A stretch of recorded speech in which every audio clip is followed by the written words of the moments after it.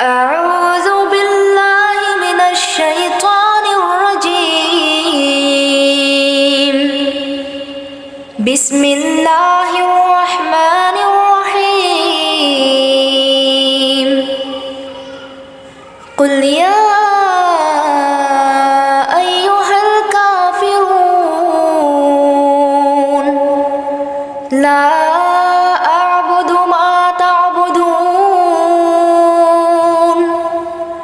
ولا أنتم عابدون ما أعبد ولا أنا عابد ما عبدتم ولا أنتم عابدون ما أعبد لكم دينكم ولي دين.